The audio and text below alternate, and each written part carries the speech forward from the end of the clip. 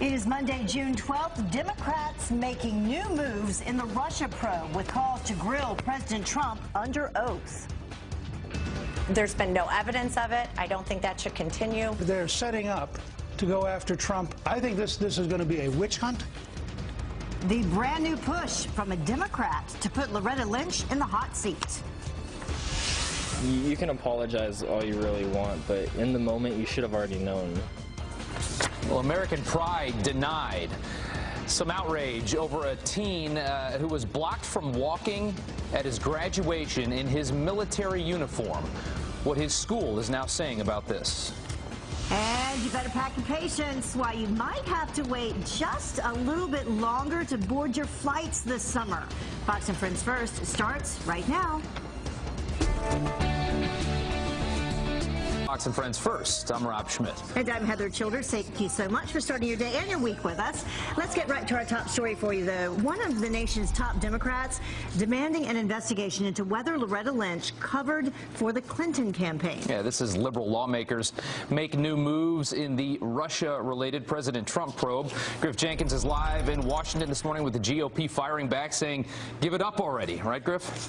That's right. Good morning, Rob and Heather. The top Democrat on the Senate Judiciary Committee, Dianne Feinstein, says she is concerned after James Comey's revelation that former Attorney General Loretta Lynch asked him to call the Clinton email investigation a matter, and she's calling for her committee to look into it. I can't answer that. I would have a queasy feeling, too, though, to be candid with you. I think we need to know more about that. And there's only one way to know about it, and that's to have the Judiciary Committee take a look at that. This comes as Attorney General Jeff Sessions is scheduled to appear before the Senate Intelligence Committee tomorrow, although it's unclear if he will testify in open or closed session. And that's not the only target Democrats are calling to testify. Senate Minority Leader Chuck Schumer inviting President Trump to come before Congress under oath to address the cloud hanging over this presidency. I'd like to invite the president to testify before the Senate. I think we could work out a way that it could be dignified, public, with questions, with Leader McConnell.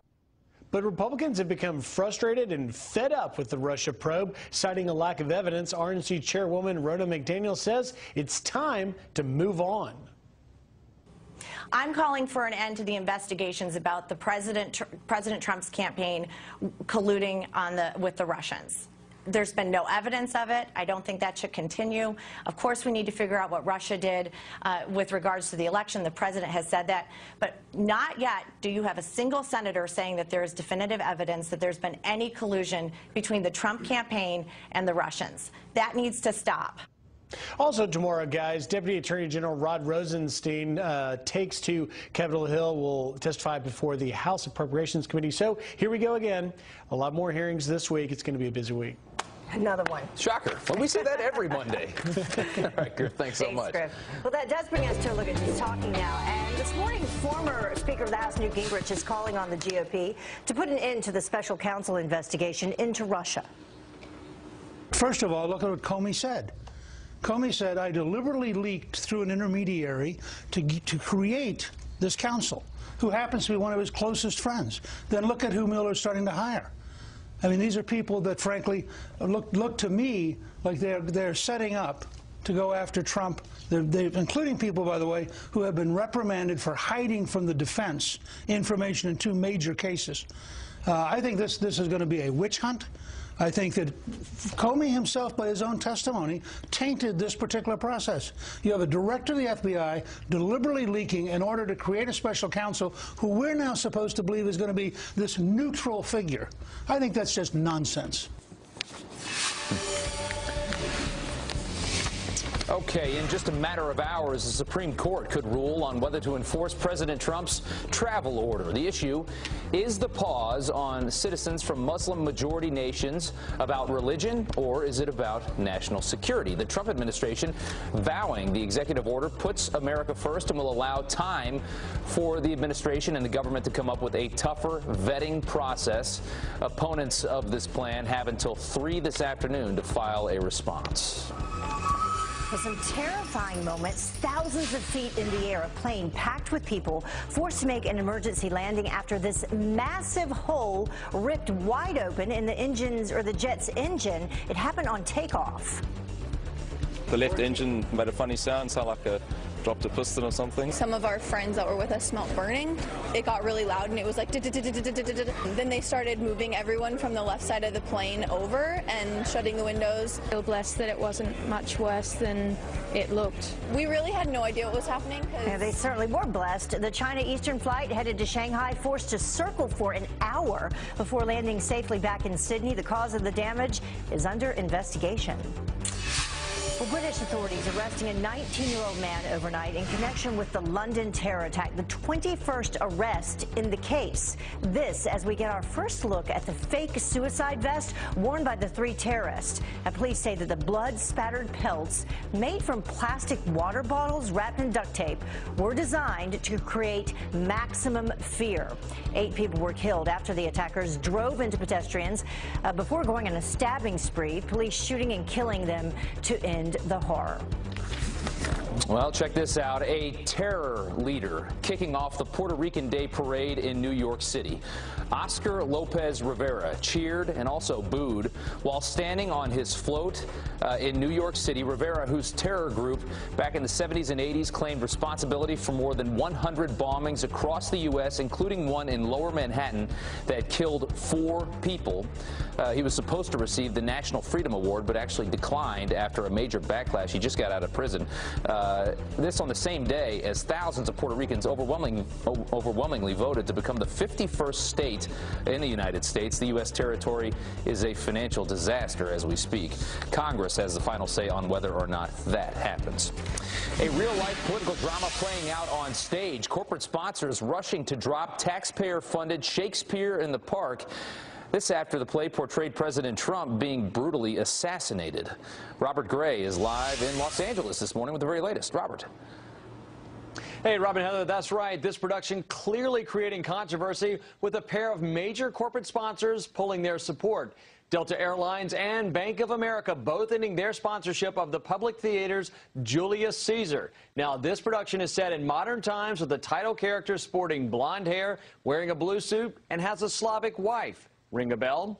Anyone familiar with their Shakespeare knows how this one turns out. The Roman emperor is literally stabbed in the back and killed by his supposed friends and foes. Both Delta and B of A objected to the way the lead character is portrayed so closely to the president.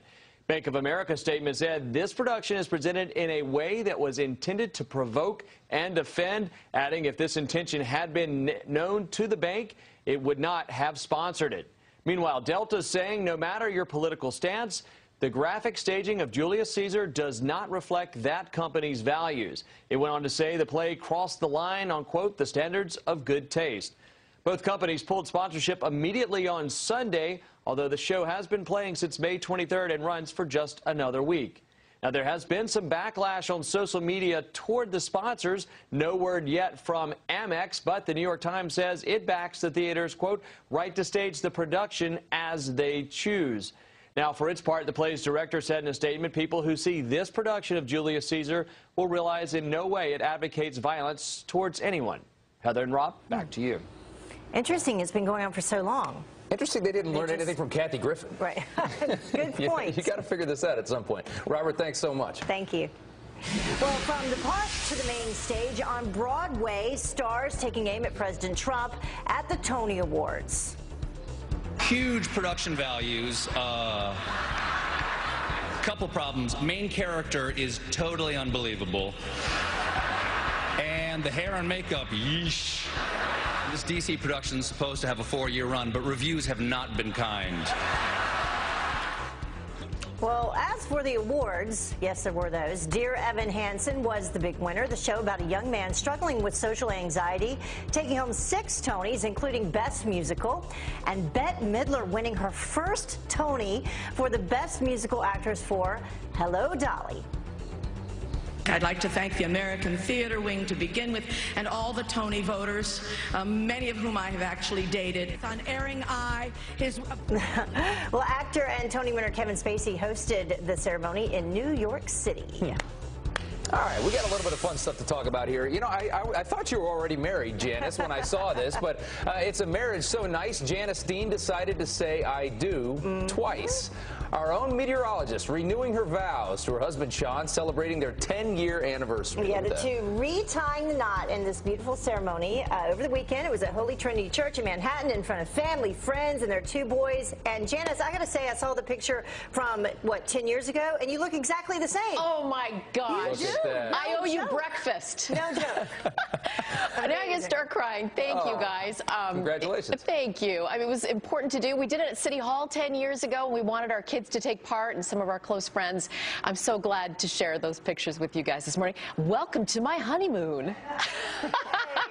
You know what? And I've got some good news if you like it hot, okay? 95 here in New York City. Now, I don't know, if you like it to cool down a little bit, it's going to happen this week. So we'll get the warm temperatures in today, tomorrow, and Wednesday, and then things start to cool off with a little bit of shower activity across the country.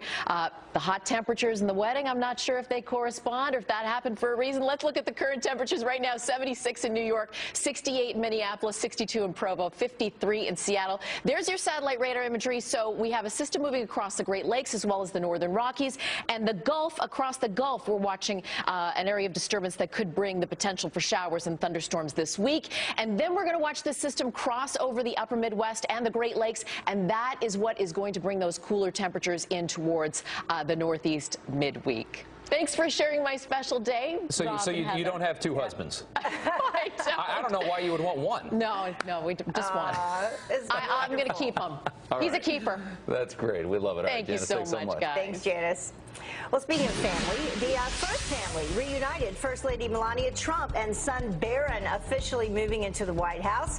They were waiting for the 11-year-old to finish the school year in New York City. We've told you about that. Melania tweeting this photo from inside the White House with caption, "Looking forward to the memories we'll make in our new home."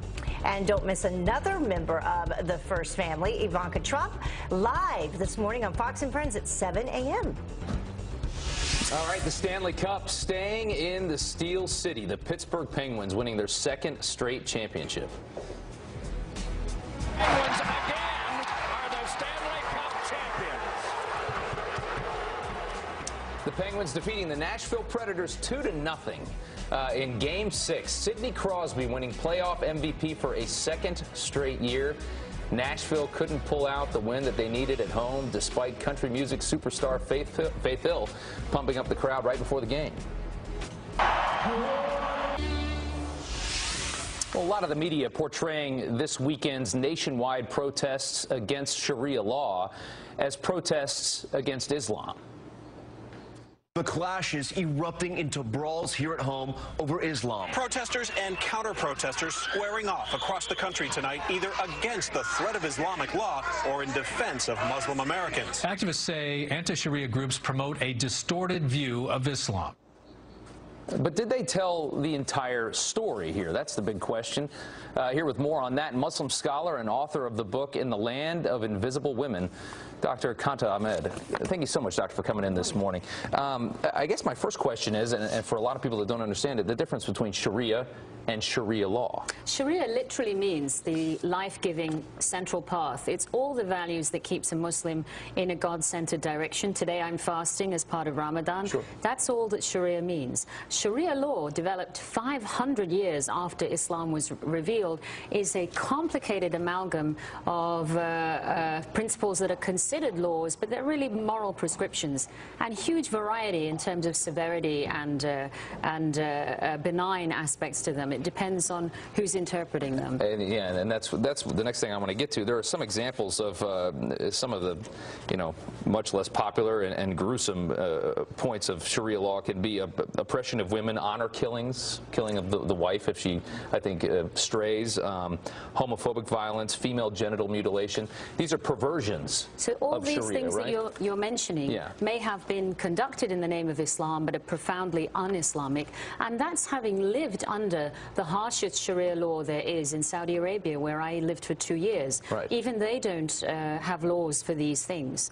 As some of the protesters were do not want Sharia law in the United States. Sure. As a believing Muslim who follows Sharia, I am in agreement. Right. I think that's the correct thing to do. And it is interesting, and I think that got confused. Is this a protest of Islam, or is it a protest of these laws, which are human rights violations that I think everybody can agree with in nations like Pakistan, in nations like Saudi Arabia, right? Afghanistan and Iran, there are gross distortions which their own citizens are campaigning against. For instance, preventing blasphemy laws or the persecution of Christians. Muslims are protesting that in countries run by Sharia. What we saw when we saw the violence in this, we saw counter-protesters coming out and trying to spin this into an anti-Muslim, anti-Islam kind of movement, and counter-protesting these things that we're talking about, counter-protesting honor killings, counter-protesting oppression of women, violence against women and homosexuals.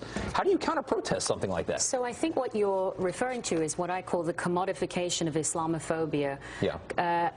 Claiming all discussions relating to Islam are somehow Islamophobic, portraying anybody that's concerned about human rights violations is considered Islamophobic. I think there are more productive ways to discuss this than violent protests. Right. But there are many that are trying to portray Muslims in America as victims, and we are not victims. We are hugely socially progressive here. We make a great deal of money. We have many opportunities. The United States Constitution protects us. We cannot accept this industry that is trying to portray American Muslims as victims, and that's what they're doing. And that's actually a movement that comes from the philosophy that supports the Muslim Brotherhood. Muslims in the West must be portrayed as a victimized minority religion when we are nothing of the sort. Very, very interesting stuff. Doctor, thank you so much for coming on this morning. We appreciate it. Thank you, Rob. Okay, Heather, over to you. All right, thank you. The time now is about 20 minutes after the top of the hour. And coming up, Iran deal low. What the Obama administration didn't want you to know about. They could have stopped the deal in its tracks. When they said they had extra cap and gown, I said, sorry, I can't do that. That's defacing the uniform. And American Pride denied, outrage boiling over after teen is blocked from walking at graduation in his military uniform. What the school is now saying about it. Stay with us. Welcome back. A Fox Business Alert for you now. A major announcement expected from the White House today. That's right. Tracy Carrasco from our sister network, Fox Business, here with the details on the Workforce Development Program that's set to be unveiled. Tracy. Good morning, guys. Now, the White House is calling this week Workforce Development Week. The administration plans to reorganize current workforce development programs and make existing spending more efficient rather than make a large increase to federal funding for these programs. The administration will also announce steps to make it easier for businesses and trade groups to create new apprenticeship programs. Now, Ivanka Trump will lead this week's initiatives. Sounds good. Yeah, sure. Well, so there's a recall, though, to tell you about. Not so good. Chef Boyardee. Nope. Now, ConAgra Brands, that's the maker of Chef Boyardee. They're recalling more than 700,000 pounds of canned pasta and other products as a result of mislabeling. Now, take a look at this list of products and check your pantry. The recall affects spaghetti and meatball products that contain milk, which was not listed on the product's labels. The mislabeled cans were produced between January 5th and the 12th. Yeah, you got to be careful of that if you don't deal with lactose very well, like I don't. Yeah, absolutely. That could be a problem. Yeah, absolutely. All right, so my least favorite government agency, the TSA, going to have some problems this summer, huh? Yeah, you know, there's going to be an estimated 4% more people traveling this summer. That's a new stat out from Airlines for America. This comes just as the TSA is testing out new screening procedures. They're taking a closer look at carry-on items at 10 airports. Passengers will have to remove more items from those already jam-packed carry-ons, which could lead to longer lines and, of course, unhappy travelers. Now, electronics larger than a cell phone will need to be placed in a separate bin, and other smaller items like books and even food will need to be taken out. Yeah. I just flew out last weekend. I was on vacation, and I will say for the first time ever, it was 7 a.m., not one person in line. Wow. I mean, I literally walked right through at Newark Airport. Good for you. It was unreal. Love kind of that. weird. Tracy, thanks so much. Thanks. Guys. Well, some other news headlines for you now. A high school student barred from walking at graduation because of his service uniform. Harlan Fletcher, a U.S. Army Reserve medic, says that he was originally told that it was okay to wear his Army blues. But when he showed up to the ceremony in California, administrators turned him away. They said they had extra cap and gown. I said, sorry, I can't do that. That's defacing the uniform. That's against, the uniform policy. Well, the school has apologized to Fletcher, thanking him for his service. Yeah.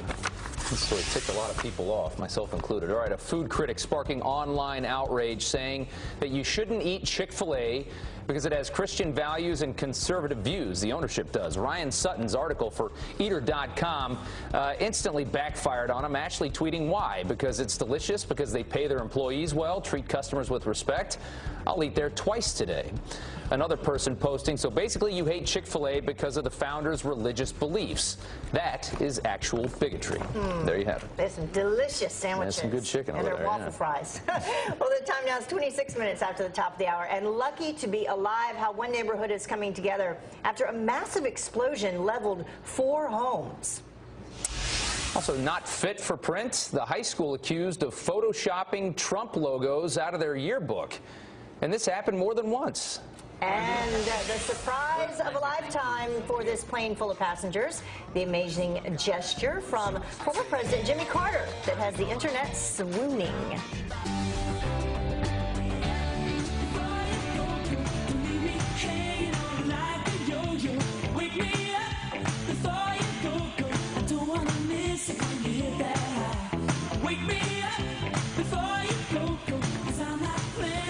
A little wham to wake you up this morning. Classic George Michael. I miss him. Get you moving and happy. Good morning. You are watching Fox and Friends First. I'm Heather Childers. And I'm Rob Schmidt. It is 30 minutes after the hour. And straight to our top story this morning. One of the nation's top Democrats demanding an investigation into whether Loretta Lynch covered for the Clinton campaign. This as some Democrats call on President Trump to take the stand. Griff Jenkins is live for us in D.C. with the GOP firing back, saying, give it up already. Right, Griff? That's right. Good morning, Heather and Rob. Senator Dianne Feinstein is calling for an investigation after revelations that former Attorney General Loretta Lynch asked James Comey to call the Clinton email investigation a matter. I can't answer that. I would have a queasy feeling too, though, to be candid with you. I think we need to know more about that. And there's only one way to know about it, and that's to have the Judiciary Committee take a look at that. This comes as Attorney General Jeff Sessions is scheduled to appear before the Senate Intelligence Committee tomorrow, although it's unclear if he will testify in public or behind closed doors. And Senate Minority Leader Chuck Schumer inviting President Trump to come before Congress to testify under oath, but also acknowledging the new Comey developments. I'd like to invite the president to testify before the Senate. I think we could work out a way that it could be dignified, public, with questions, with Leader McConnell. But Republicans, they're simply fed up with this Russia probe. RNC Chairwoman Ronna McDaniel calling for an end to these investigations. I'm calling for an end to the investigations about the President Trump's campaign colluding with the Russians. There's been no evidence of it. I don't think that should continue. Of course, we need to figure out what Russia did with regards to the election. The president has said that. But not yet do you have a single senator saying that there is definitive evidence that there's been any collusion between the Trump campaign and the Russians. That needs to stop. In addition to Sessions' testimony, Deputy Attorney General Rod Rosenstein set to appear before a House committee. So we'll have lots of questions there and hear lots more about it. It's a congressional testimony week, guys. Yeah, and Republicans should appreciate Feinstein calling out Lynch on that, because Loretta Lynch on that, because Pelosi tried to just brush it off as though it was nothing. So it was interesting to see her say that. All right, Griff, thanks so much. Thank you, Griff. All right, that brings us now to Look Who's Talking. And this morning, Karl Rove, former senior advisor and deputy chief of staff for George W. Bush, says there's absolutely no case to be made against the president for obstruction of justice. This is not obstruction of justice. This is not illegal. He is the head of the executive branch. I didn't say it was. I specifically said I don't know whether it is. He's the head of the executive branch. He could have directed him to end the investigation. He could have pardoned Mike Flynn, actually. He could have pardoned Mike Flynn, but he could have directed him to end the investigation, and it still would have been appropriate. He would have had a huge political price to pay, but he's the head of the executive branch of government. We once had an FBI director who thought he did not report. I don't see anything here that a reasonable person would say was in violation of the law. The president did not obstruct justice. The president did did something that was inappropriate but not illegal. In fact, it is legal. It is the President of the United States could direct him to the investigation, and he's within his authority as the President of the United States. And he did not. In fact, he said, I hope you go find out what those satellites, Manafort, Carter Page, and others were doing. So I say the die is cast. And then there's this part of the story. James Comey could be set for a $10 million payday. Publishers reportedly scrambling to sign a tell-all book deal with the fired FBI director, hoping to get the inside scoop about Hillary Clinton's email scandal and his private conversations with President Trump. Hollywood also reportedly lining up as well. All right, just hours from now, 18 fraternity members charged in a hazing death at Penn State are due in court. Back in February, 19-year-old Timothy Piazza died after falling down a flight of stairs at a pledge event following a night of heavy drinking. Nobody called 911 until the next morning. All 18 students face a range of charges, including involuntary manslaughter and aggravated assault. Also in court today, Montana Representative-elect Greg Gianforte is expected to plead guilty to attacking a reporter. I'm sick and tired of you guys. The last time that came in here, you did the same thing. Get the hell out of here. Well, that taking place last month, the day before that special election. Gianforte still won, but faces a maximum of 6 months in jail for misdemeanor assault. He is scheduled to be sworn into Congress later this month. And we'll see what happens there. Meantime, a semi-truck explodes into a ball of fire. If you can see through that thick black smoke, that's a tractor trailer that struck a barrier and then burst into flames north of Tampa, Florida. The driver was airlifted to a trauma center with burns covering 40% of his body. He is listed in critical condition. That crash is still under investigation. And it is a miracle that no one was killed. That is what an Illinois community outside of Chicago is saying after this devastating explosion leveled 2 homes and damages more than 50 others.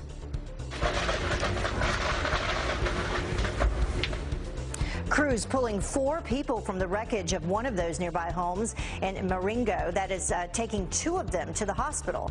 Officials think that a gas leak caused the blast. Okay, going to talk some weather this morning, and it's actually a great day to talk about the weather because we had a great weekend, at least here on the East Coast. 90 degrees? Yeah, absolutely. Something else. We're going to break records today, Rob, if we get to 95 here in New York City, as well as D.C., across the Great Lakes and the upper Midwest. 150 million people are going to feel this heat wave this week, but then the temperatures are going to break as we head into Wednesday and Thursday and Friday with temperatures more seasonal. Quick look at your satellite radar imagery. Gulf Coast still seeing some unsettled weather across the Great Lakes as well. Then our next storm system moves across the northwest, then across the central U.S., the Great Lakes, and that's what's going to bring us relief on Wednesday. For now, the heat is on for, much of the country, 2/3 of the country here, 90-degree heat. We're looking at showers across the Gulf as well, 95 here in New York City. Cool enough for snow across the northern and central Rockies. So that's the cool area, but the rest of the country feeling that heat wave. Rob and Heather, back to you. It's kind of crazy when you're talking about heat waves and snow at the same time. It's true. It keeps me in business. It sure That's does. exactly right, Janice. Thanks so much. Thank you.